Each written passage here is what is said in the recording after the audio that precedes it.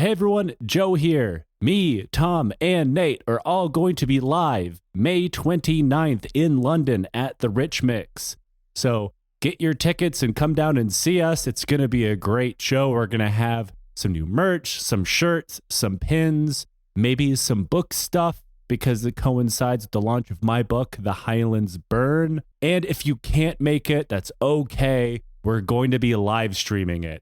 Check out our show notes. Make sure you click on the right link for live show and live stream tickets, whichever one you need, and get your tickets now. The Highlands Burn, my debut fantasy novel, releases May 19th and is now available for digital pre-order. You can find the link in the show notes wherever it is you're listening to this. Just like this show, this book is a completely independent production. To the crack of rifles and the acrid stench of sorcery, a sudden invasion sweeps through the highlands of the Confederation. Inside's peaceful village life breaks with the dawn. A sole survivor amid the smoking ruins of all that he held dear, Saya must make a choice. Is pursuing revenge against the mercenaries that took everything from him worth becoming one himself? As escape pushes him to the gruff embrace of the Foundling Brigade, he must learn to tread a path between his need to understand why his people were targeted for destruction and the new responsibilities of his soldier's life, even as each new encounter with the horrors of battle force him to confront the terrible cost of his oath. Before long, the shifting fog of war casts old certainties into a haze of doubt, while the stuff of legend seems as clear as day, and Sayat finds himself drawn into a much larger conflict than he could possibly imagine.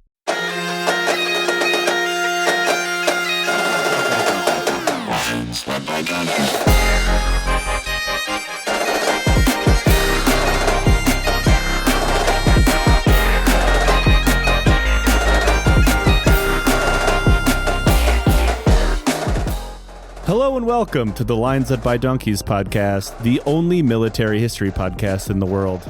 I'm Joe, and with me is Tom and Nate. Fellas, how are we doing?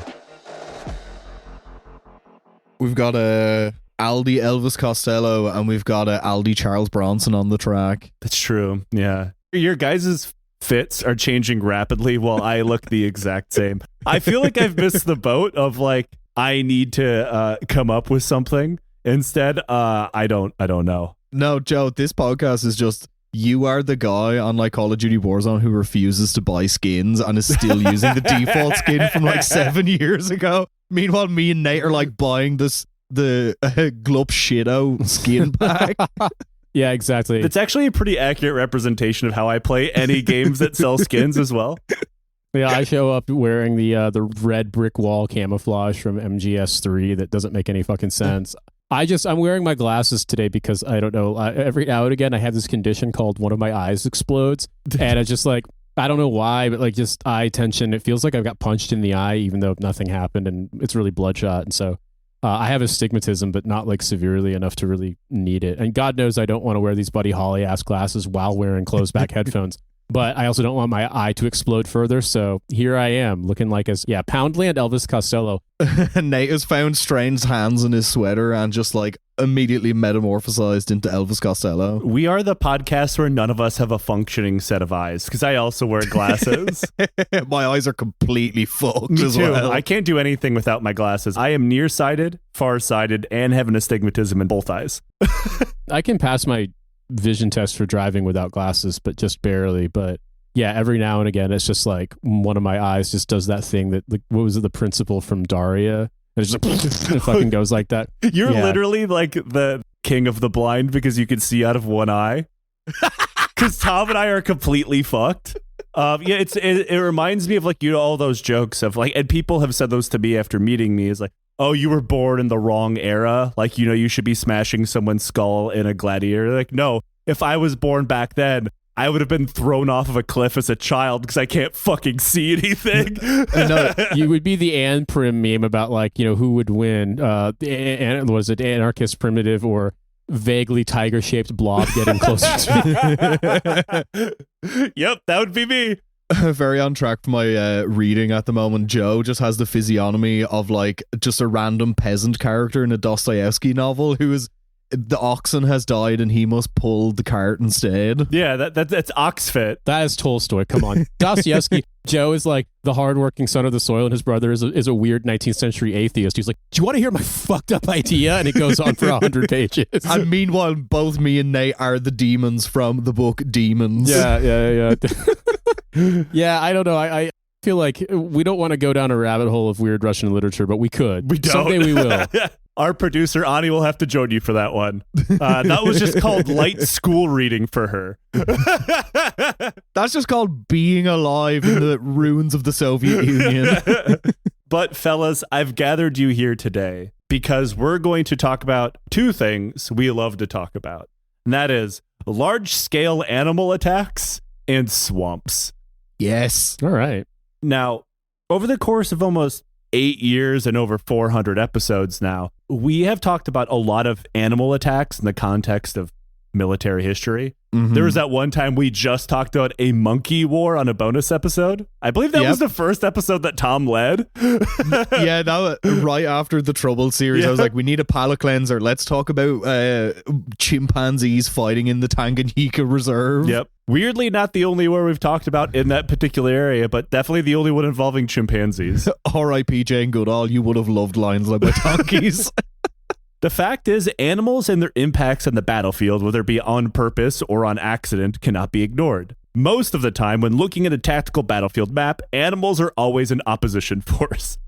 Which is what brings us to what might be one of the most well-known incidents of a bunch of soldiers running into Eternity's Op 4 of the wild. The Battle of Ramree Island. Have you ever heard of this? No. I know Ramry Island is in Myanmar. Yes. Because for some reason, my area has a Burmese restaurant for some reason. Sick.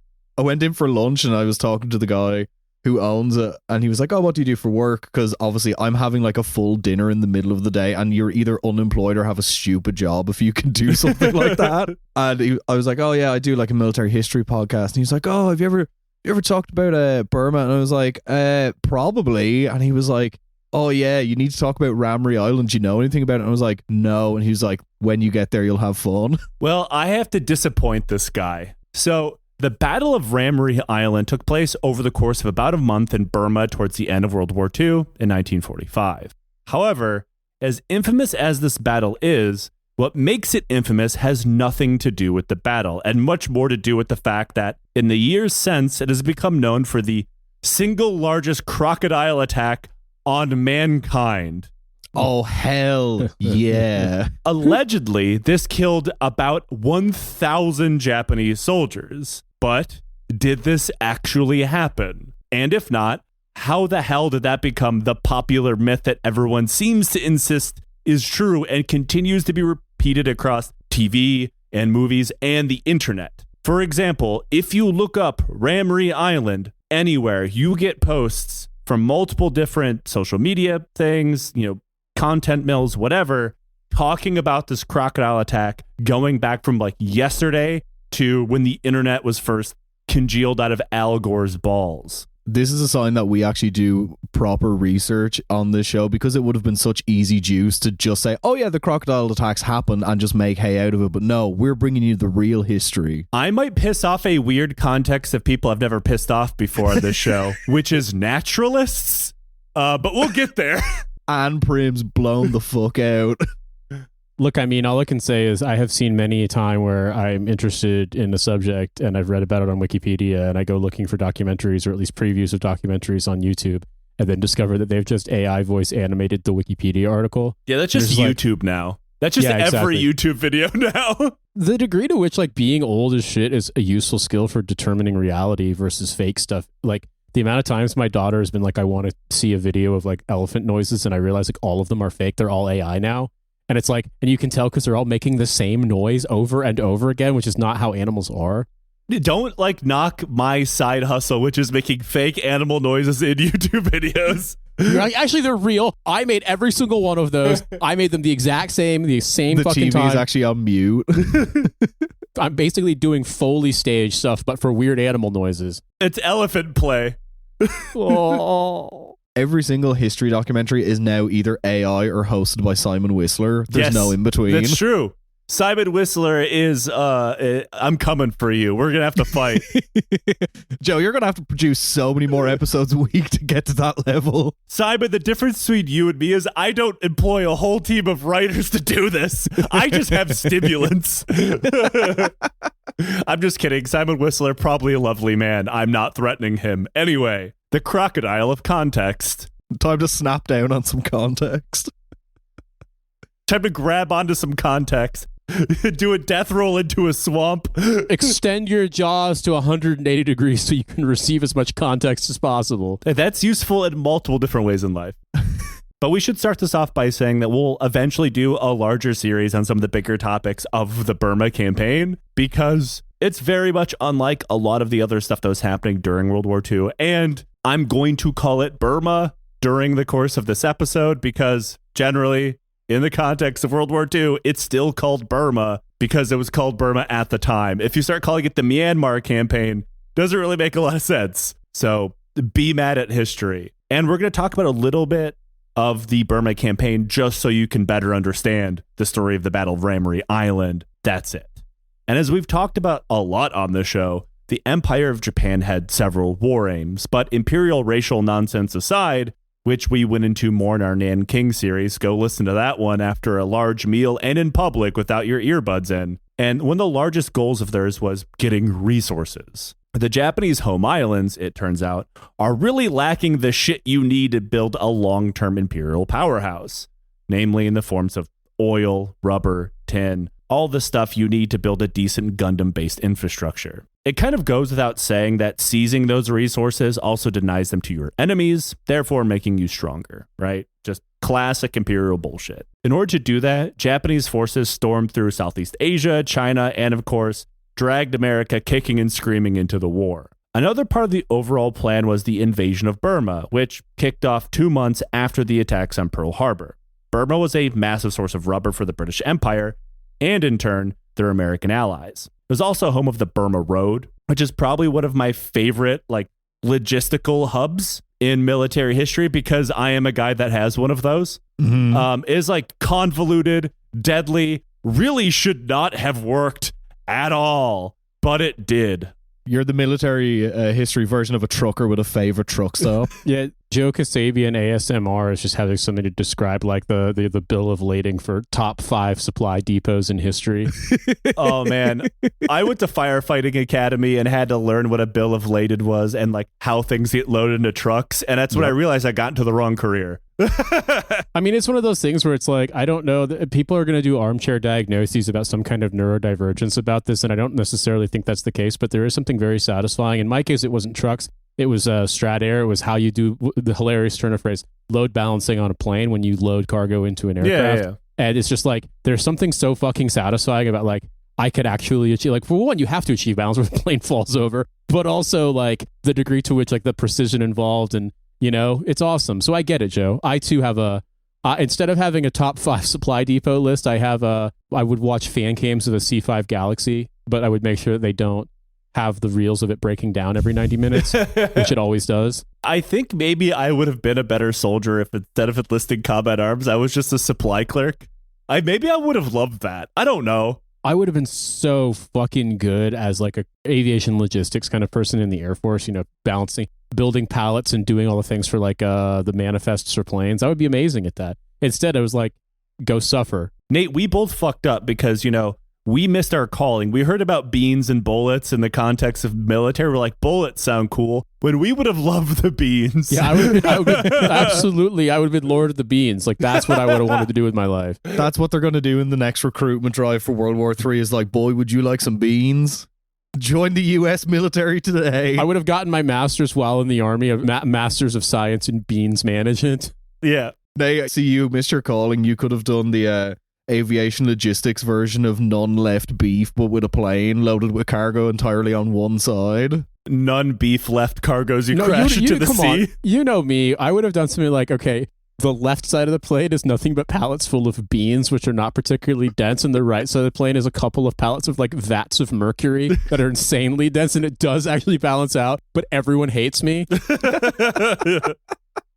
The Japanese invasion of Burma went very well in the beginning, as most things did for them.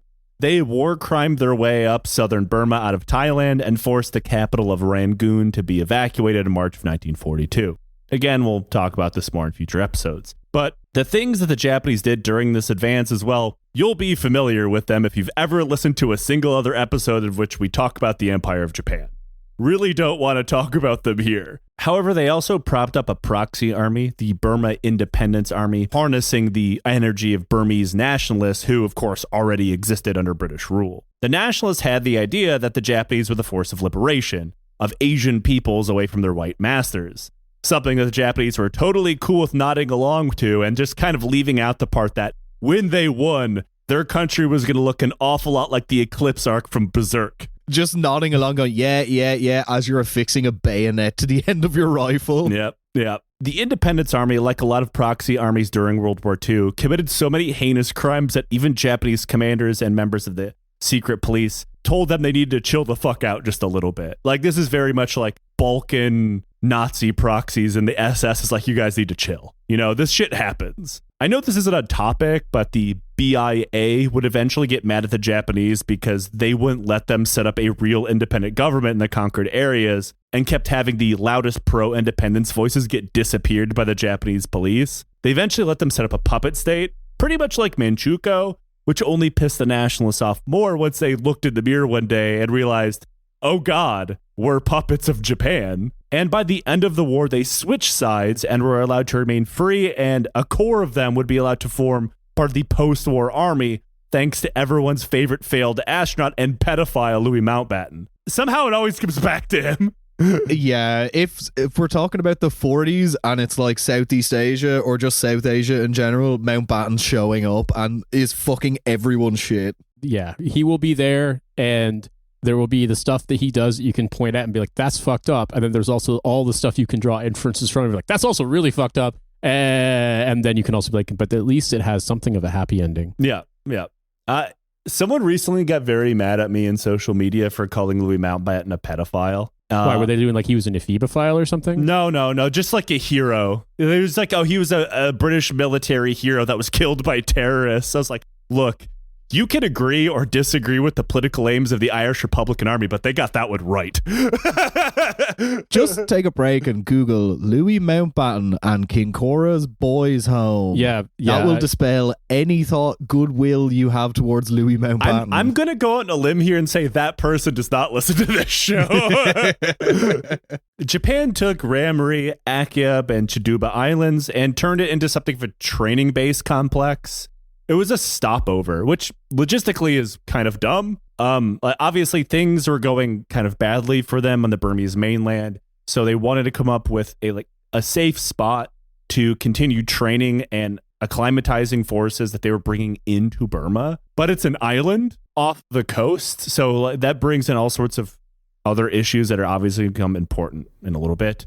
They also construct an airbase. Ramree in particular was home to a strategic port that allowed it to act as a logistics hub to resupply Japanese forces on the Burmese mainland. Again, doing this on an island, a bit of an Achilles heel for the entire process, but also not that important for our story. But over the years, like the war in general, by 1944 and 1945, Japan found themselves being ground down thanks to a lack of pretty much everything. The same things that brought them into the war in the first place. Wow, all those resources we wanted to take, we didn't do such a good job of that. Because it turns out when you're a small island with dog shit logistics and no resources, starting a war with half of the world is a pretty bad idea. Yeah, they didn't really perfectly balance all the boxes of natto with a single tungsten cube on their plane, so it went straight into the sea. Yeah, they only had Nate the plane instead of Nate the man. You need both. You need the plane named after me and the logistics, the loadmaster named after me. God, that's so fucking weird. That is what they call you, but ugh. Nate the loadmaster. Loadmaster Nate. I mean, there was a thing years ago where there was a guy who was a crew chief on a C-17 and his name was unironically Steve Cum.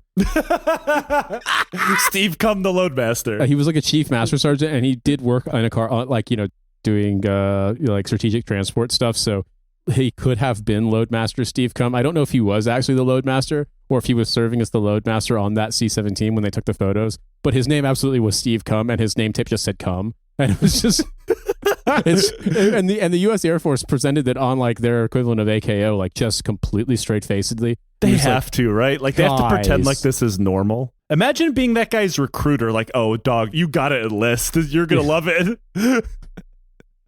I mean, I feel like if that was me, your entire life would be that way. And so you either emigrate to a country where they don't speak English, or every time you walk in the room, they call out roster, you're like, yep, it's come. I had quite a few funny names that I ran into over the years when I was enlisted, but none were that good. Actually, I'm Turkish. It's Jum. When I was in basic training at Fort Knox, where I did one station unit training back when tankers trained there was a pussy in my unit. Pussi, pronounced pussy though. Drill sergeants loved yelling at him. I could not imagine how bad because like I just had the word ass in the middle of my last name, so therefore I got called ass until the day I got out of the army, no matter what my rank was. That I thought was bad enough. I could not imagine if my name was pussy. My last name rhymed with gay, so people made a lot of work of that one. But I mean, Nate be gay. All your soldiers did that shit behind your back, I imagine. I know, don't worry. I mean, also there was I remember there was a guy named Drinkwater in one of my training units. There was a guy named Drink Wine as well. Not at the same time, thank God. There's someone in the middle named Jesus shaking hands. I mean, it was always very funny. Jesus Christ, yeah. Exactly. It's get one and do the other. I mean, there was he did tell me, Drinkwater told me it was annoying because drill sergeants were like, drink water, and he'd be like, coming. Like, what do you say? What do you say when they fucking moving? Yeah, like fucking. They're like, no, shut, not you, god damn it, and then realizes like, oh, your name is actually. They're gonna have to come up with a defamatory nickname for you, so this doesn't happen anymore. As the tide began to turn against the Japanese, the British planned Operation Matador, a seaborne landing on Ramree that targeted the port in the north and the airfield to the south in a two-pronged attack. Now, the commanders of this invasion are largely unimportant to our story because the invasion itself pretty much goes without a hitch, as long as you're not Japanese. But we do have a solid name alert here. British General Cyril Ernest Napier Lomax. Yes. That is either like a British soldier in World War II or like a guy from Louisiana who is married to a crocodile. I was going to say Napier Lomax sounds like a rare genetic disorder. It's actually a genetic disorder where you turn into a crocodile. My name is Napier Lomax. This is my wife, Teethy. I living down in this here bayou my entire life except for about 3 years when I was on loan to someone we call Tauntaun Sam. You could tell how much she loves our children because she just keeps on rolling, much like our good friend Fred Durst. I can't get no sleep beside my wife because she rolls over, takes all the covers. Every now and again, she just grabs one of the dogs and goes underwater. For as long as she wants to. So we're all picturing this man wearing only overalls, but with one strap, right? Yeah, okay, there's like a hole on the knee. Yeah, okay, cool. Yeah. Just making sure that we have hive-minded this man into existence. Sergeant Napier Lomax checking in Burma. Well, it's hot and muggy here. It's not all that different where I'm from, but sadly, the crocodiles don't look anywhere near as fetching as my beloved wife. The crocodiles start attacking, and they're like, "Get me Sergeant Lomax. He's the only man who knows how to deal with this." Well, fuck y'all want me to do, sir? I already married one of them. That'd be bigamy. I may have married a crocodile, but I am no Mormon. Shit, y'all can't make me into a polygamist. I know that's wrong. That's a sin. Now, human-crocodile relations, ain't nothing wrong with that. Lomax is something of a Lieutenant Dan in the story. And for people who maybe aren't as old as us or have never seen Forrest Gump, Lieutenant Dan is a character who has at least one member of his family died every major American war going back to the Revolution. Mm-hmm. Lomax's dad died in the Boer War. A cousin died in World War I, and his own son would die in World War II. Maybe just become a fucking painter or something. Like, war is not for your particular bloodline, it seems. He's also missing both his legs below the knee because his wife bit him off. You have the same, like, win-loss record with war as my family does with alcohol and drug abuse. Just stay out of it. Well, that kind of implies if he lost his legs because his wife bit them off, that the end, the kind of redemption arc of this film is that Napier Lomax stops being racist towards crocodiles, but is still very racist towards the Burmese. I mean, that is just your normal man from Louisiana, right? now I'm in character and I'm feeling offended on behalf of all these folks. Now they're going to be mad at us because they have alligators down there, not crocodiles.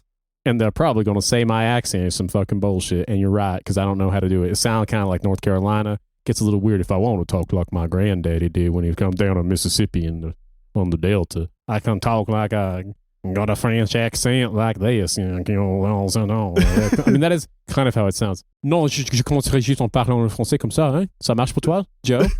No, your French isn't fucked up enough, Nate, to be Cajun. Come on, fuck it up a little bit. Calice, je vais parler en français comme ça. Je parle comme fucking whatever her name is, Celine Dion. Elle parle comme ça. Ah ouais, quand je chante normal. Mais quand je parle comme le Colonel de Confederacy. Anyway, the amount of force that the British brought to invade the island is overwhelming for the Japanese station there. It's 1945. The life of your average Japanese soldier at this point is terrible, short, and ends abruptly in the best case scenario. Because the worst case scenario is you starve to death or die of disease, right? The best thing you can hope for as a Japanese conscript at this point is just being hit by an artillery shell directly in the chest, so you feel nothing. The British Royal Navy just plasters the island with enough scunion to make you have to give God to for flinching. By the time the shelling stopped, the only resistance British forces faced were some sea mines in the harbor, and they land unopposed on January 21st, 1945. The landing at Akyab went unopposed as well, and so the third island, Chiduba, fell the same way. The Japanese just abandoned the other two islands altogether. The harbor at Ramree was immediately taken over, and the British forces began converting it for their needs, which mostly consisted of fishing a ton of sea mines out of the harbor. After that, Lomax set his command center up in the same busted-ass buildings the Japanese had used before they saw the sun get blotted out by naval artillery. By all accounts, they find the Japanese forces incredibly disorganized in a way that is just unfamiliar for the Japanese military for this war. The best reason anyone could find for this was the Japanese believed the Brits were going to land somewhere else, closer to the center of the island, and that had been the original British plan. But at the last second, the Brits changed the landing zone to the northern tip, catching them completely off guard. When the other Brits landed to the south of the island, it completely broke any kind of defensive plans the Japanese had. They didn't even really have dug-in fortifications or anything. Like any of the island hopping that we've talked about over the years of this show, where the Japanese have bunkers and prepared defenses, and like none of that happens here.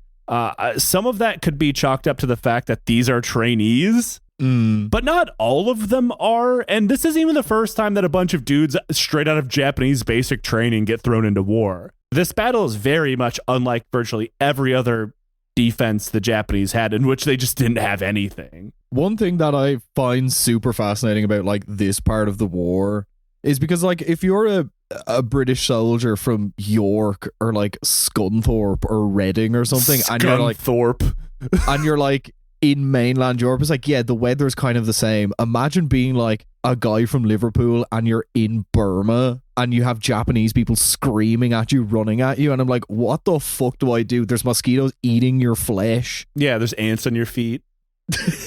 I feel like if anybody's prepared for a swamp, it's a man from a place called Scunthorpe. You just sound naturally moldy to me. Britain doesn't have tropical diseases because it's not a tropical country, so you don't have the same climate, the same environment.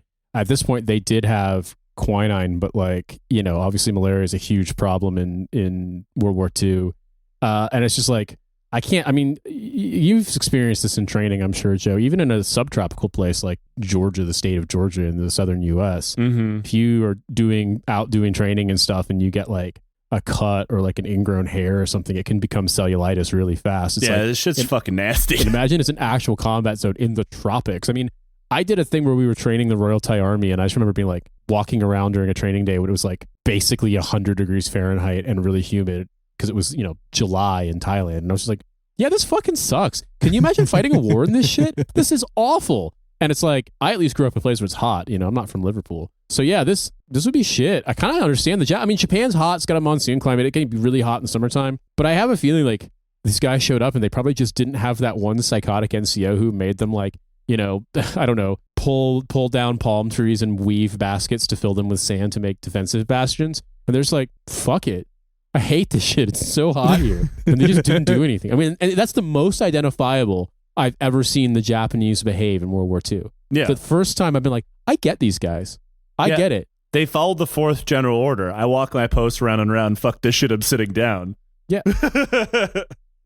They didn't even have the excuse that we had. They didn't have Xbox. You know what I mean? They exactly. They couldn't do up a generator and have a fucking Xbox and a TV inside a shipping container and be like, oh, we're planning countermortars or something like that. Would actually just fucking off. Traveling back in time to give the Japanese Imperial Army one soldier's cell phone full of porn. I mean, you know, they had the printed article. They had scrolls or fucking chat books of it. Yeah, but there's a difference between that and a terabyte of porn. You know what I mean? That copy of Dream of the Fisherman's Wife was getting real stiff.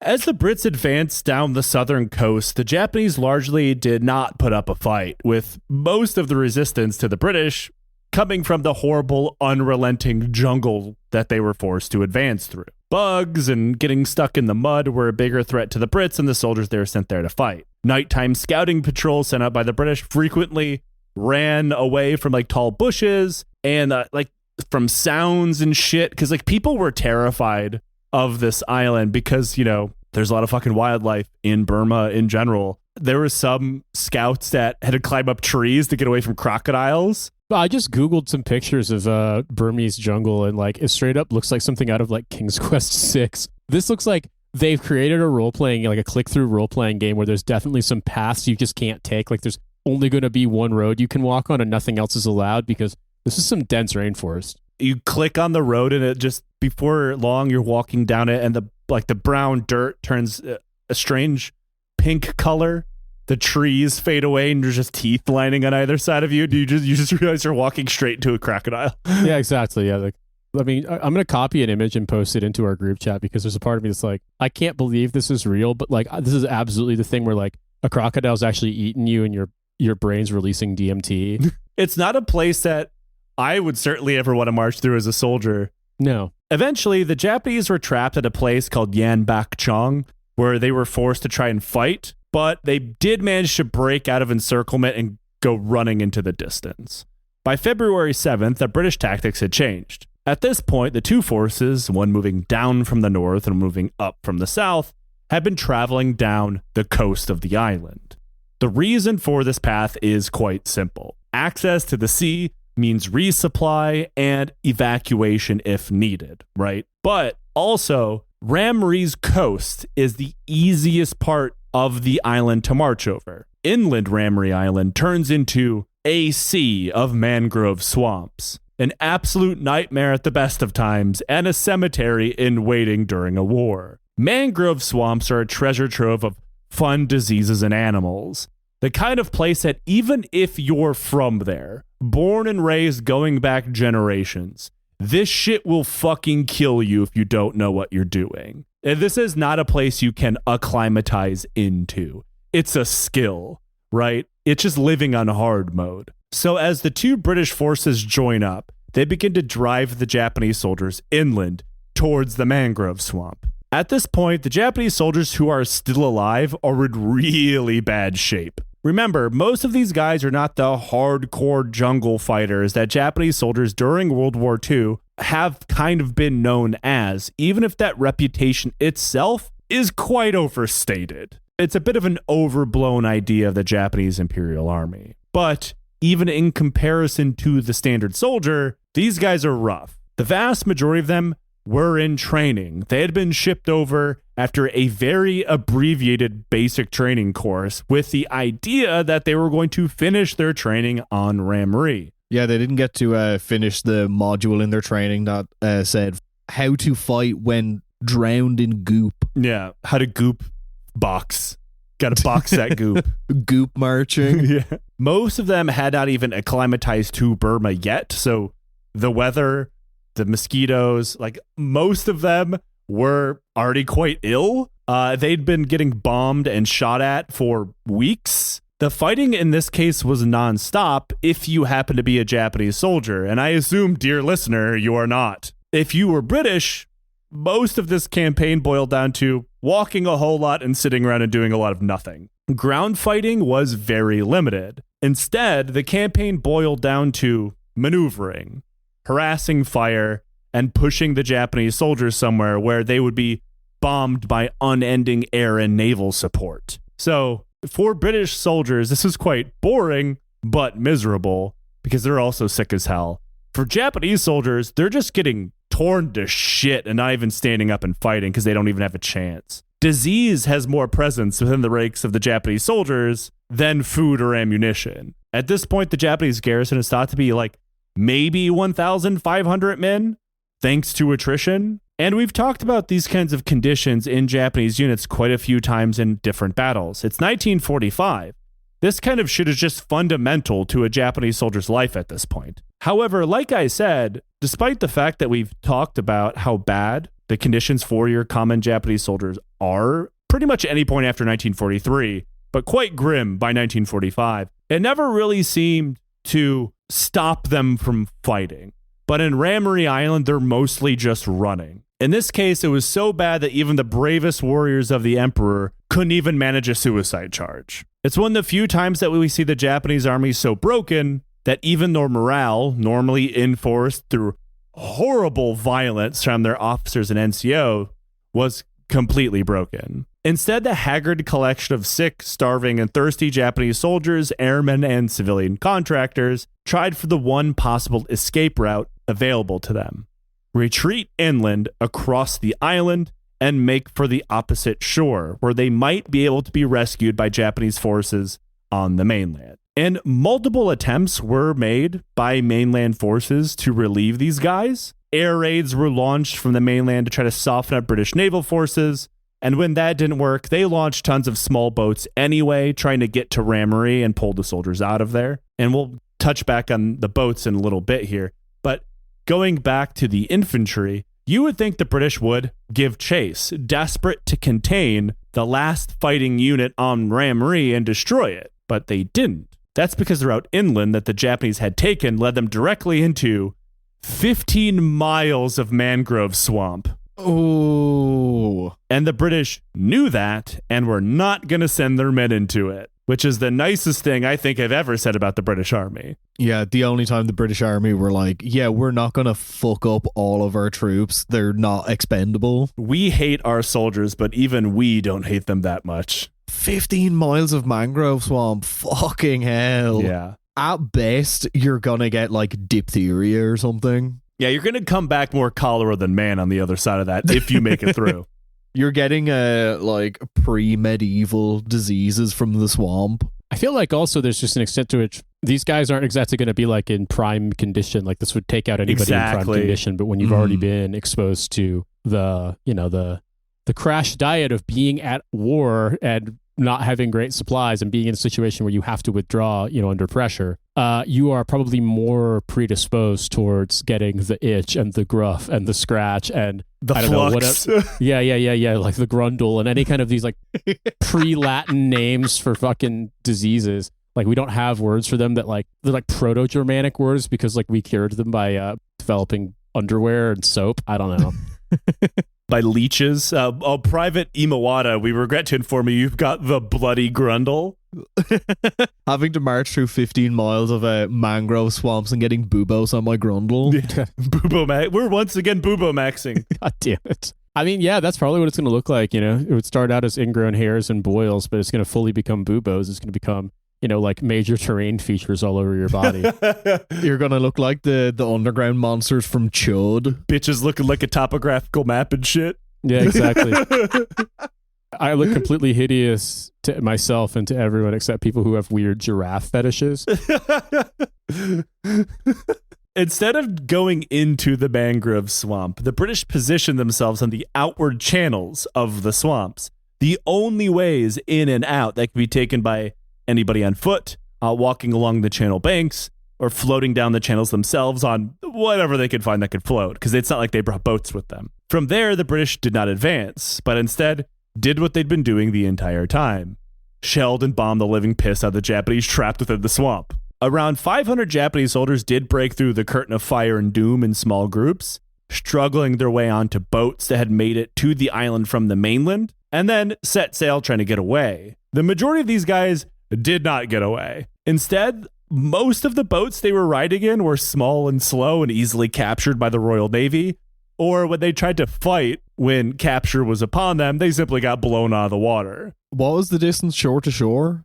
Not super long, but long enough to very easily kill you. Like, it's not swimmable. Yeah, so you are at some point in open water, completely exposed. Yeah. Okay. A place you don't want to be in a slow boat with the Royal Navy or any other Navy curtaining around, you know? Everyone's covered in buboes, even the guy rowing the boat, and his hands are like blistering as he's rowing. Leaving a trail of pus in the water behind him. Now, this left around 1,000 men hunkered down in the swamp, having left the Empire of Japan and having accidentally entered the imperial household of the Bog. But this story is not one of the British slowly tightening the noose on the Japanese. That is just something of a prelude.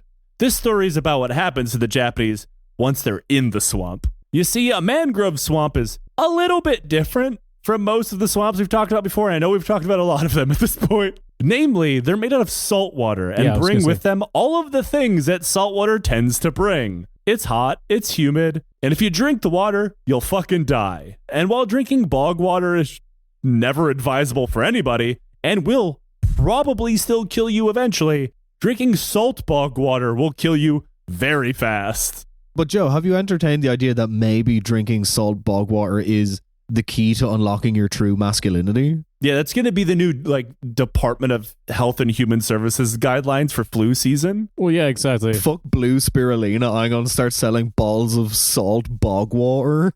Brackish bog water. I mean, I feel as though, like, if you were a Japanese soldier, you know, you were left as the rear guard while people tried to retreat, and then you saw that, like, stragglers were coming back and every single one of them had been turned into Pizza the Hut. You might be like, I'm going to take my chances climbing up a tree and staying dry, quite frankly. That would be a good idea. The small problem is the soldiers, remember, they've been harried by airstrikes. Of course, yeah. Naval artillery, small arms fire, for weeks at this point, and they've been driven into the marshes with no supplies whatsoever, like other than like the ammo they have on their, which is largely useless at this point, right? Because they're not fighting anybody. They're just running from one point to the other and dying from airstrikes. Well, yeah, because it's like you want to get above ground, above the water, and stay dry, but unfortunately that's the least safe place. So you're being driven down to seek cover, but unfortunately your cover is the toilet, basically.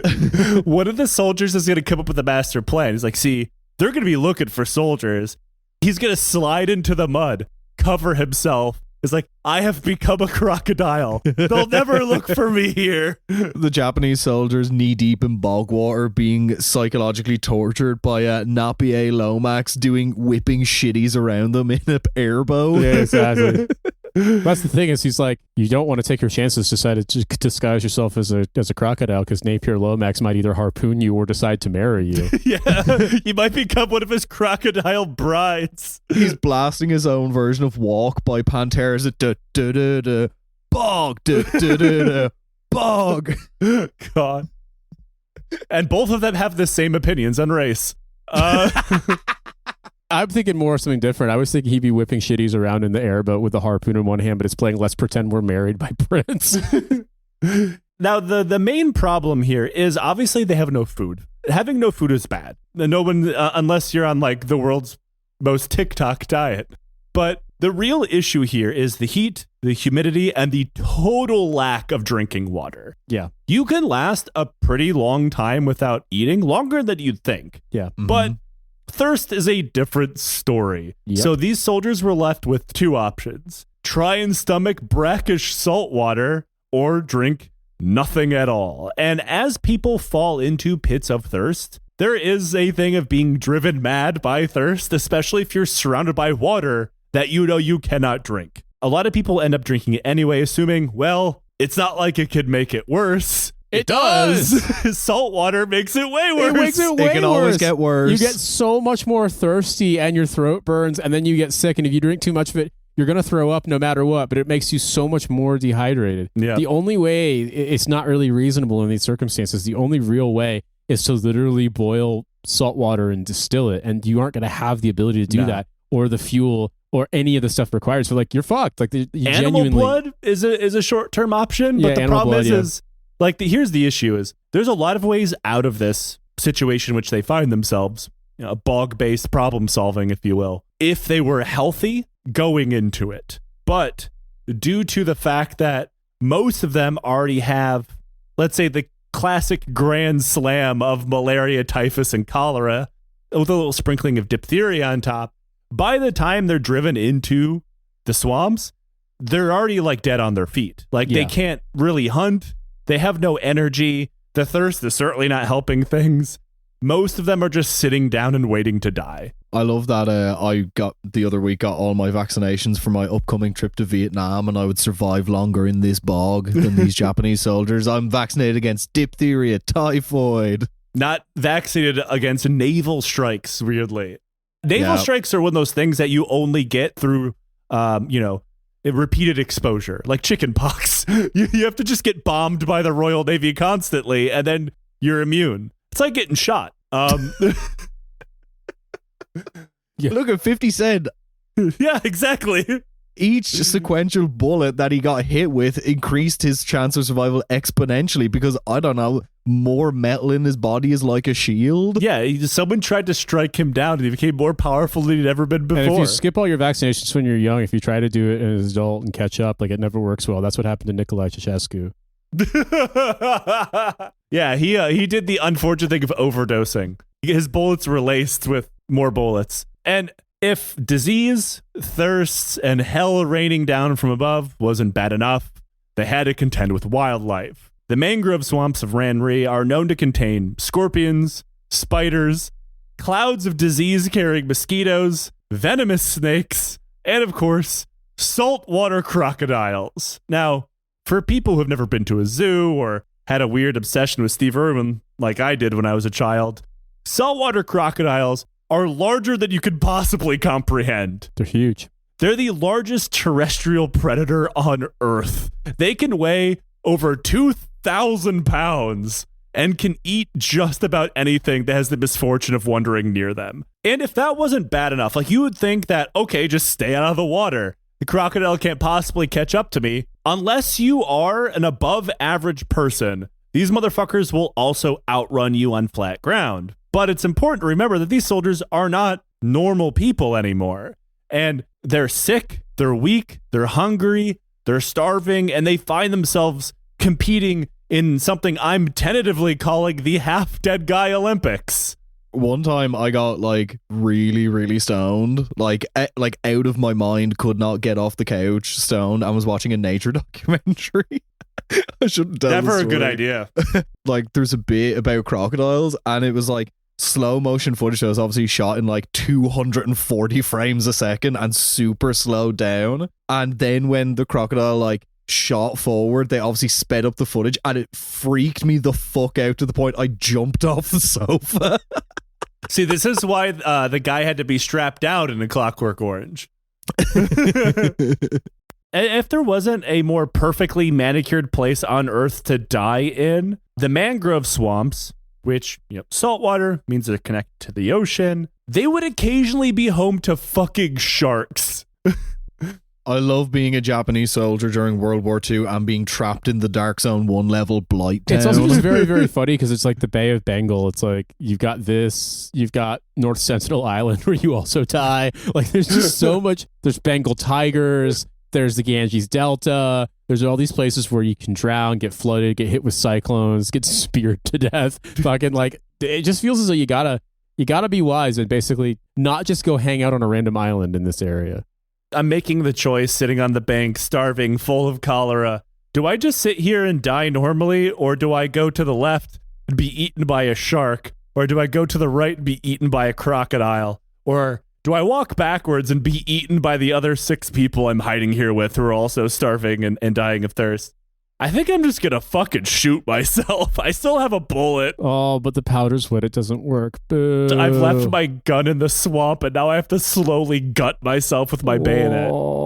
Now, British soldiers man their positions, occasionally shooting into the swamp, but most of the time just sitting there as artillery and air power went to work. But when night fell and bombing lifted, soldiers sitting on the outside would be greeted by the screams of Japanese soldiers and sporadic gunfire and explosions, which they chalked it up to having to fight off hordes of crocodiles. This is because of one Canadian soldier turned naturalist, Bruce Wright, who said, quote, "That night was the most horrible that any member of the crews had ever experienced. The scattering rifle shots in the pitch black swamp punctured by the screams of wounded men crushed in the jaws of huge reptiles, and the blurred worrying sounds of spinning crocodiles made a cacophony of hell that has rarely been duplicated on Earth. At dawn, the vultures arrived to clean up what the crocodiles had left behind." Over the course of the days of inhuman horror, the British called out to the soldiers in the swamp, urging them to surrender, but only one man ever answered, a doctor from the Japanese army, floating down the channel on a log, who, by all accounts, was mostly driven mad. He was emaciated, sick, and jabbering in English to the Brits about what was going on in there. So the British, of course, put him in a motorboat and had him cruise up and down a few channels, screaming out to the Japanese soldiers to surrender, but nobody ever answered, not even to shoot at him or tell him to fuck off. Just nothing. A few days later, the British forces slowly advanced into the swamps, finding only 20 seriously sick soldiers barely clinging to life. And with that, the Battle of Ramree Island was over. But that brings us to the actual story of this battle. In the time since, it's gone down as quite possibly the largest known crocodile attack in human history. It even got the record for that by the Guinness Book of World Records, everybody's favorite organization for recording stupid bullshit paid for by rich guys to get their names in a very expensive piece of paper. But it had been doing that dating back to when not everybody was aware of the fact that the book was just a scam. This has been there for very long. And this is obviously not something that anybody paid to get done. Since this is not a record you could feasibly challenge. Yet, I am actually pitching the world's worst live show live in a bog because I'm going to challenge the Japanese. Actually, who holds this record? Is it the Japanese soldiers or the crocodiles? I think it's the crocodiles. It's probably right. It's probably I like to imagine it's the crocodiles. I also like to imagine the idea of Lions Led by Donkeys live in the mangroves. That's on, right. Ramry Island. And we're only selling tickets to crocodiles. If our riff bombs, we get eaten by a crocodile. Oh, we're all dead. We're all fucking dead. It's not happening. Yeah. We're not going to last. We don't speak their language well enough. Yeah. They're going to see us and they won't be impressed. Nate will have to start speaking fucked up French to them. I'll do my best. I'll just start singing Celine Dion songs. Maybe they'll understand. So how did we get here? How in the hell is it 2026 and the Battle of Ramree Island is still largely known for being that time that the Japanese army was defeated by the Crocodile Liberation Force? For that, we have to go back to official records, right? Like Japanese and British military records. Like, let's see where this begins. Well, we're done because there isn't any. The end. Neither the British nor the Japanese chalk any of this shit up to crocodiles. The only official crocodilian related report about this battle is that some scouts of the British military did have to run away from the occasional crocodile. But even that is like some rustling in the bushes. Remember, these dudes are from like Skug Hope or whatever. They don't know what a fucking crocodile is, and they're rightfully terrified of strange jungle sounds, right? Yeah, I mean, like, if anything, there are probably more people killed by snakes and mosquitoes. Mosquitoes win this battle 10 times out of 10 across all of human history, except the occasional guest spot by a flea that one time. Well, yeah. I mean, the USS Indianapolis, completely different story because it was in the ocean and it was sharks. But in this case, there's other things that could kill you and it's more likely. The real foundation of this myth is a man we've already quoted, Bruce Wright. Wright, in his book, Wildlife Sketches Near and Far, claims to have been an eyewitness to this event. In his quote, he's saying that he's witnessing this. But if he is to be believed, he is the only witness to this event. Not a single other person of the thousands of other people present in that immediate area of the battle claims to have seen this, to include the Japanese soldiers who survived. There are even doubts that Wright was on Ramree Island at all. Yes, I love a classic bullshitter who's like, yeah, I need to sell books. This is going in.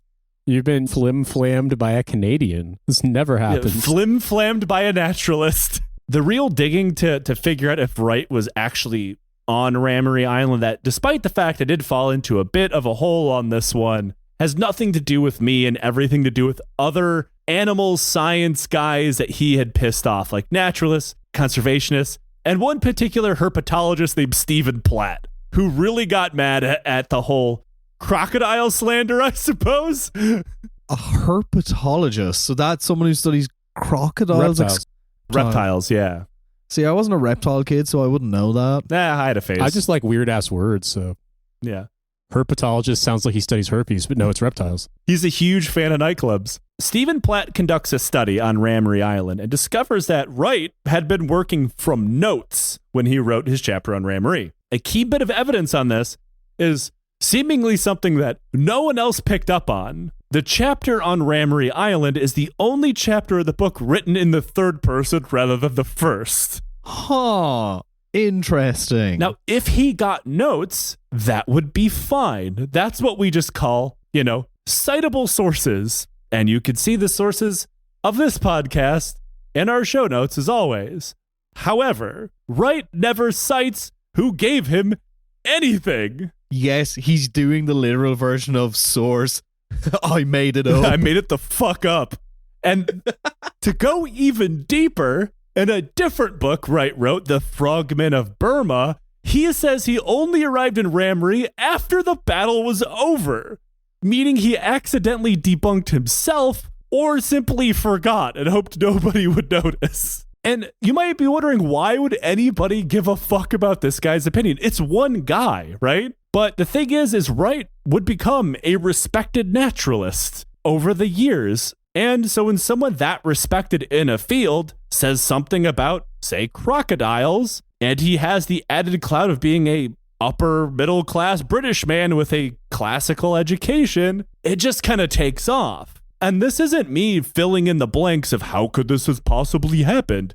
We actually have a conservationist saying that's why he believed it. Roger Karras, a conservationist, quotes Wright's bit about Ramree in his 1964 book, Dangerous to Man, and points out the fact that he is certain that Wright got the account from a different guy, but didn't know who, but also trusted Wright because it's him, and that's clearly how science works. The story has been running unbroken ever since, despite the fact that, obviously, multiple scientists have pointed out that this is not true. The few Japanese survivors of the battle said that, yes, they did see crocodiles drag off a few people, but most of them were already dead. They didn't kill 1,000 people, at most, snatched maybe 15, specifically when they tried to get away down one of the channels and ended up surprise acting in the world's most visceral version of Peter Pan. But at no point was there a mass murder by crocodiles.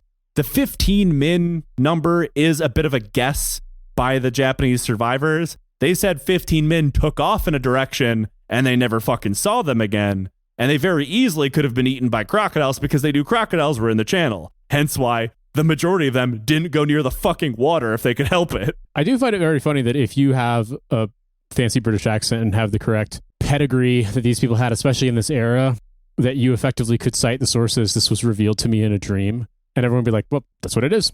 There are many such cases of this, which I really want to go to in one case. However, I know he's litigious as fuck and has already threatened me once, so I'm not going to say it. I'm clenching so hard right now. There is one quote-unquote historian who only has an undergraduate degree, which I need to point out here, not shit-talking on my history fans out there with an undergraduate history degree. We all start off somewhere, but that does not, in fact, make you a historian. But he is a British guy with a classic British education who wrote a book about, let's say, a specific region on a specific topic that was not very heavily written about in English. It is very, very flawed and has since made him an expert on the subject. He's not. He's a very dumb man, and his book pretty much wanders into genocide denial about the Armenian genocide. I was going to say, was it about a topic sometimes called the Schmarmenian genocide? No, that's not the topic of what his book is about. It's about, let's say, a more modern conflict in the same region. And if I talk about any more, we might get in trouble. But yeah, it's real bad. He's a classic example of this where you just get believed because you sound the way people think a respected person should be you have sound. David Attenborough voice. So Yeah, exactly. When you're like, actually elephants' trunks are their dicks, people are like, well, I didn't know that. They having crazy nose sex in the bush. One naturalist in an in-depth study points out there's no way Ramry Island even had enough crocodiles in the space of the entire island, let alone in the swamps, to do such a thing as Wright insists happened. I can't imagine a crocodile, no matter how many were there, would approach a group of like 1,000 people to pick them off slowly. That is far more shark behavior, quite frankly. And it's like that's what they do. I mean, flat out. But like sharks are different. Crocodiles don't act that way. Also, crocodiles like they hunt when they're hungry, and they typically they eat something and like then they go away until they're hungry again. A lot of the herpetologists have pointed out this. To believe this requires a fundamental misunderstanding of crocodile behavior at minimum. I like the idea that the crocodiles are all gluttons, and also they got like lethargic, but they kept killing and eating more. They just pushed those 15 soldiers away. So, take them away. I can't have any more. I'm so full. Take them away. And just like full on, just at a certain point, like all the soldiers were being, eaten, and it screams of pain. But if you could filter that out and only listen to the crocodile noises, it was basically moan.wav. The entire time, because they were just trying to eat I could more. possibly eat another one. Islanders who were living on the island before, during, and after the Japanese occupation say, sure, there's crocodiles, but not the legion of saurian super soldiers like Wright claims. By the 1940s, the crocodile population of Ramree was already on the decline thanks to human activity, and within 20 years, they'd be pretty much extinct on the island. Frank McLynn, in his book The Burma Campaign, points this out pretty bluntly. Quote, most of all, there's a single zoological problem. If thousands of crocodiles were involved in the massacre, as in the urban jungle myth, how had these ravening monsters survived before, and how are they going to survive later? The ecosystem of a mangrove swamp simply would not have permitted the existence of so many saurians before the coming of the Japanese. Animals are not exempt from the laws of overpopulation and starvation. But that brings us other questions. For example, the one thing that soldiers other than Wright claim to have heard, the screams of desperate dying men. That did happen. So what was that? It had nothing to do with crocodiles, right? Yeah, because there's fucking 1,000 guys stuck in a mangrove swamp starving to death and full of disease. Of course they're going to be screaming. What are you fucking talking about? Getting bitten by snakes and shit. Scorpions. Freaking out, having delusions because they're starving to death, and they're also like dying of thirst, like and drinking salt water, being in pain, vomiting painfully. Like, yeah, there's all kinds of things that could be happening. I'll give it to both of you, both valid reasons, but British military records do have one specific incident pretty much figured out, and that is on February 18th, one of the boats with hundreds of Japanese soldiers ferrying men from Ramry Island to the mainland got clapped by a Royal Navy ship. The soldiers then fell into the sea and began to drown and panic. Soldiers sitting in the darkness would probably not be able to tell where exactly the sound was coming from and figured it was probably coming from the swamps of doom because that's where you'd expect that kind of sound to fucking come from. They just listened to hundreds of men drowning in the night, amongst other things. Mm-hmm. Again, we are in the literal nightmare factory here. Yeah, no kidding. We're in the Bloodborne level where crocodiles fucking eviscerate you and you just drown in the That's muck. far more plausible, quite frankly. I mean, that's a very, very like logical point-to-point sort of explanation versus like, oh, there was actually like a forward deployed brigade of crocodiles from elsewhere that just showed up. Yeah, they're part of the Commonwealth. So that begs the obvious question again. If it wasn't a mass crocodile attack that wiped out the Japanese soldiers held up in the swamp, did they all just die of disease or thirst or starvation? Kind of, but it's not even just that either. Most historians and naturalists tend to fall on the sides of thirst being the main killer, with soldiers kind of speeding that up by drinking the salt water, with disease following thereafter. Obviously, one leads to the other in this situation. You become weaker from thirst and hunger, disease will take you faster. However, a lot of these dudes killed themselves because, yeah, I don't really blame them. Yeah, a phenomenon Japanese soldiers during World War II are kind of known to do. This is a known quantity. Like, men were around people dying of starvation, thirst, disease. The occasional animal attack did happen, so they shot themselves in the head or blew themselves with hand grenades, which would go on to explain the reports of sporadic gunfire and explosions that the British heard from the swamps. they weren't fighting off a Zerg rush of crocodiles. They were committing mass suicide, which, despite sounding like your local Kasabian family reunion, is a lot more plausible in the context of World War II. Like Tom pointed out, Japanese soldiers did this shit all the time. Yeah.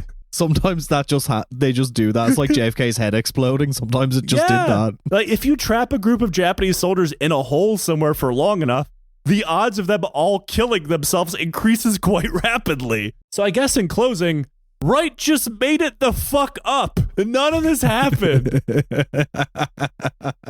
Prime age for historians just making shit up. Can't really get away with that anymore. And this continues on. Like, I'm hardly the first historian on Earth to loudly say this shit never happened. I won't be the last. It has been debunked for a very, very long time. Like, the first stuff I found written about it date back way before I was born.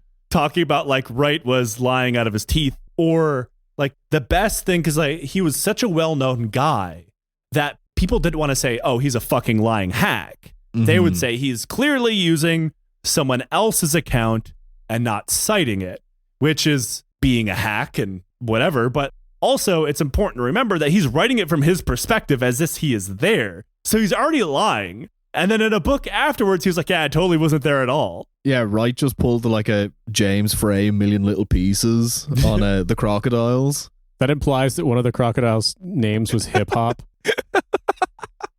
Hip Croc? Hip Croc. That's a pretty good crocodile name. But fellas, that's the end of the Battle of Ramree. But we do a thing on this show called Questions from the Legion. If you'd like to ask us a question from the Legion, support the show on Patreon. You can ask us through our Patreon DMs and our Discord, which you'll also have access to, which is pinned to the top of the Patreon. Or you can attach the letter to a Japanese soldier and then feed him to a crocodile, and we'll answer it on the air.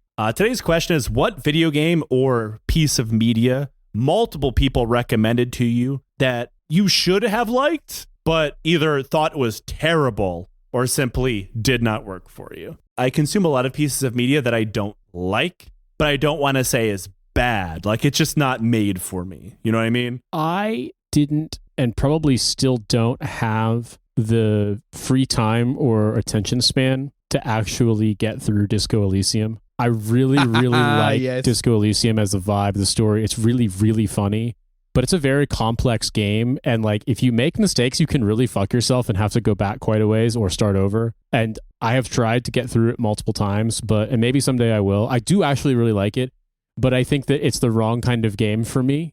I was literally going to say Disco Elysium as well. Kentucky Route Zero is another one too that like I like it a lot. I haven't given that a try yet. I haven't been able to really get into it because like you have to be kind of in the mindset. It's a cool idea and it's a cool like kind of vibe, kind of aesthetic to the game, but I have struggled to really get into games like that at all. Whereas you hit me with Age of Empires 4 and I'm on that shit like nobody's business. I'm in the exact same boat. When I saw this question from the Legion in the Discord, I immediately Disco Elysium jumped to mind. I'm not saying Disco Elysium is a bad game or the writing is bad. I think the writing is actually quite good. It's incredible. Everything about it is amazing. It's really funny. It's just those kind of games don't work for me. This has nothing to do with the quality of the game. Obviously, it's drowning under a pile of awards. I am aware it is a critically acclaimed video game. I'm not saying it's not. It's just not for me. That's all it is. It's just not for me. Is that it is actually for me in a lot of ways. It's just that I don't have the mental space to devote to like playing it the way that it's meant to be experienced, and I find it kind of frustrating. See, I don't even have that excuse. I loved King's Quest games when I was a kid, and like fucking they didn't have like it was hard to get FAQs or walkthroughs back then. So like those games were insanely frustrating. But like it's different when you're playing it as a 9-year-old versus as an adult. Like I don't want to be frustrated in the limited amount of free time I have to play games. You know what I mean? I play games that are very long. 40 to 80 hours sometimes. Like, it's not the length of the complexity. Just, it's the mechanics themselves just aren't for me. It's the same reason why I should have liked Baldur's Gate. Really don't. It's the mechanics. If the story was presented to me in a different way, I'd probably like it. It's just not for me. I know I should like it. I just don't. Like, we've talked about Blood Meridian on this show before. I'm not a huge fan. Not really, no. And everybody's says like, oh, the people that don't like Blood Meridian don't like it because it's graphic content. I fucking assure you that's not what's chasing me away from it. For me, it's kind of empty. Like, to me, I think there's much better Cormac McCarthy books, frankly. Yeah, I personally love The Road, which nobody would ever accuse of being lighthearted, and a lighthearted adventure tale. All the pretty horses. As I said on a recent episode, read Butcher's Crossing, a better version of Blood Meridian, and people are very angry about that. I think, and I say this as an author, not everything is for everybody. Like, some people love my shit, other people hate it. Like, I love like Daniel Abraham's fantasy novels. He's one of the 2 authors for The Expanse. A lot of people who love The Expanse don't like them. Sometimes shit just isn't for you. Like, it doesn't click. The vibe doesn't work for you. You're reading it or consuming it at the wrong time. This could be games, movies, or books. And it's like, also not a value judgment. It's not a value judgment, because I can remember in the pitchfork wars of the early 2000s when everyone would convince themselves that if you didn't not just get into but really actually enjoy the fiery furnaces, that something was wrong with your critical faculties. And I think we can go back and be like, Eleanor Friedberger is a great songwriter, but fuck me, I do not want to listen to an album that's them plus an old lady narrating her life from start to finish for 90 minutes. Like, it was annoying. I'm sorry. The whole idea that not liking something is a value on like your intelligence or ability to absorb things is like the most pitchfork fucking take on it Earth. Can be, if in terms of like being like wanting it to the exclusion of other things. If you're like, I like this one thing and everyone who doesn't like it's an idiot, but that's kind of on that's you. That's what I mean. That's on you. But like we look at somebody, if they did that about Linkin Park, you'd be like, well, you're kind of like diminishing your horizons. But then people do the exact opposite with stuff. I mean, it's just as limiting if you do it about, I don't know, fucking something that's just kind of more notably obscure. You know what I mean? Like, cool, whatever. We all have different tastes, you know? Like, I read very different things than you two read. I think it's fair to say. Yeah. I think we just all have different tastes of what we're consuming. I genuinely like the band Suicide, even when they're really difficult. I also like weird kind of like suicide-related sort of vibe sounds of even more difficult bands from the 70s. I think it's safe to say that you two have the strangest musical taste of anyone I've ever met. But I'm not saying it's bad. You're the ones that say my musical taste is bad. I also fucking really, really like a lot of stuff that probably wouldn't vibe with it. Like, people who are into that typically don't also like, you know, stuff that Timbaland and Danger Hands produced. That Nelly Furtado album, Loose, is incredible. It's fucking amazing. Tom, what do you got? So films, I saw Marty Supreme a couple of months ago. Did not like it. Just felt it was massively overhyped. In terms of books, I picked up a book that I actually own and do not like, which is Say Nothing. Mm-hmm. We've talked about this, yeah. My feelings have been like very, very clear on that book. And in terms of games, literally every single JRPG, I just do not care for them. I don't get it. And I'm totally fine with that. Like, I know other people who love the genre as much as I do. I'm like, oh, if, you know, people just gave it a chance. I'm like, look, this shit ain't for everybody, man.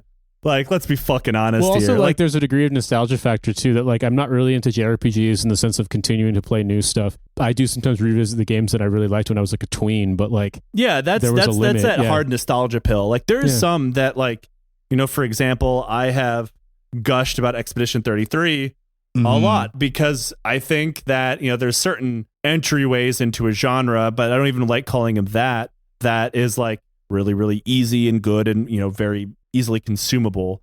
And I think Expedition 33 is the best example of that because it doesn't have any of the weird shit that JRPGs tend to have. Which, like, you're not playing as a teenager trying to fight God with all of your friends. You know what I'm saying? Like, nobody wants to play 20 games of that. It gets fucking exhausting. You have to dress up as a girl, Cloud. It's the only way.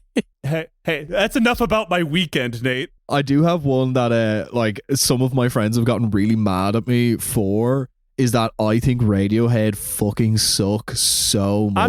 I'm not a fan of Radiohead. I fully get why people enjoy it. I just think it is boring, trite, terrible music that, like, if you weren't like 22 and insufferable in the early 2000s, that you just like, I just don't get it. I think it's stupid. You're doing literally the thing that Nate and I just talked about. Yeah, you can like Radiohead. It's fine. It's just not for us. Like, I don't think liking a band makes you less of a person. Radiohead is definitely a band that attracts a kind of fan that basically treats Radiohead as like the apotheosis of music, and I think that's the behavior we're talking about. Like, a lot of people get mad about it. I mean, like, I obviously was 12 when OK Computer came out, and, you know, I look back on it fondly, but I've listened back to it, and there's parts of it that I still like. There's parts that I find not very good.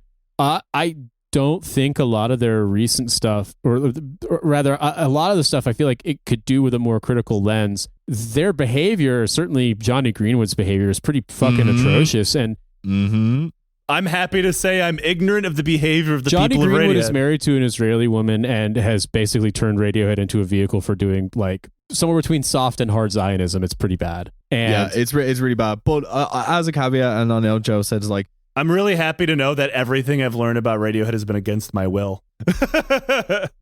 Radiohead is music. I'm like, whatever. It's not good. To me, it's not good. Like, if people enjoy Radiohead, whatever.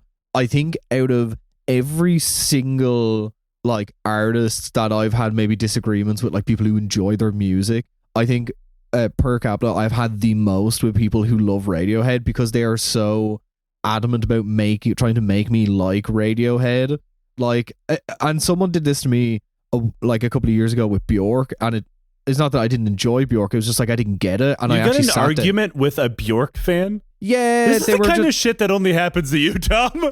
It wasn't necessarily an argument. It was just like, oh, I said that, like, oh, I don't really like Bjork, and they were like, oh, I think you would enjoy Bjork if you actually sat down and like listened to the albums like very actively. And I was like, you know what, I'm going to do that. And after like maybe a week of like listening to the stuff, you know, on loop, I was like, okay, I fully get it. This is incredible. Like, this is like really incredibly made music. But Radiohead is just like, everyone that has tried to do that to me has been insufferable. I've gotten very few music related beefs, but like whenever, because you're not obnoxious like me and Nate about music. I'm exceedingly normal. But I get the same thing, like the same kind of like irk from people like, oh, you need to like sit down and actively listen to this to really understand it. Is like people like, oh, you'll really like this book after you read it like 3 times and it's like 700 pages long. I'm like, I'm not gonna fucking do that. It should just be easily understandable from the like, God, I hate that shit. It's the same shit that JRPG fans say. It gets really good after 12 hours. Like, that's a fucking insane thing to say. You've got to have a reason. Like, you have to have, like, it can't just be the, you know, the idea that, you know, you think there's going to be some promise. Like, there's got to be a reason, and it's perfectly fine to abandon something. I mean, like with me, I think playing music now, I can definitely be like, okay, there's some aspects of Radiohead's music where like I'm quite impressed with what they did. I will say the song Body Snatchers is great, and the fact that Thom Yorke can play that song, that lead on the guitar and sing the whole way is awesome. However, if you don't connect with it, like, that's not like a moral failing. Who fucking cares? Like, that album. We have been going on about Radiohead for way too long. Yeah, okay, boys. so to end this conversation, if you want Joe and Nate to force me to play Final Fantasy VII for the podcast, let us know. I mean, yes, the answer to that is yes. I mean, it would be funny, but also, like, I don't know. If you don't enjoy but what if Cloud listened to Radiohead? Actually, he would listen the to world's Radiohead. most Radiohead thing about like being a Radiohead fan also predisposes you to being really, really adamant about this other thing you have to really enjoy is Donnie Darko. I'm sorry, but fucking like, if you grew up in that era, Donnie Darko is the I grew up in that era, and I like Donnie Darko, and I don't too, listen to but Radiohead. Donnie Darko is the most Radiohead-ass fucking movie on the planet, all right? I don't know, Garden State's pretty Radiohead. No, it's not. Garden Yes, State's it way is. more twee, man. No, it just wants to be, but it has Zach Braff in it, and That's the thing he's is, not that's twee. the thing is that because you don't recognize enough of the annoying Radiohead guy types to be able to make the joke funny. Is the thing Tom does. Tom absolutely knows all those guys. He could tell you because it's Radiohead people aren't twee. They're in their 50s and they're divorced. Neither is Zach Braff. Natalie Portman is meant to be the twee one in that film, not Zach Braff. The film itself is twee. Sorry, The film itself sucks. It sucks so bad. Fuck, it's bad. And I love that shit when it came out.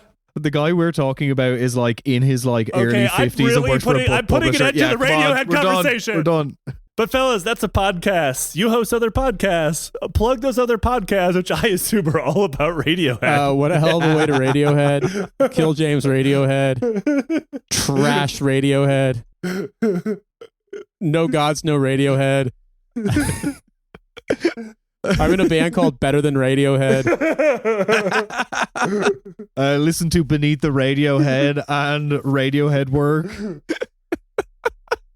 Everybody, thank you for listening. This is the only podcast that I host, famously known as Lyons, led by Radiohead. Consider supporting us on Patreon. $5 a month gets you absolutely everything, to include our entire back catalog, every episode early, Discord access, first dibs on live show tickets and merch, and of course, my own collection of Radiohead albums. Yeah, Joe's audiobook exclusively about Radiohead. Yeah. It's a radio book. Well, I mean, I was thinking of the lyrics of Airbag and just being like, in the next World War, we'll fight about Radiohead. Gonna kill myself. Oh, God damn it. Until next time, everybody, arm the crocodiles.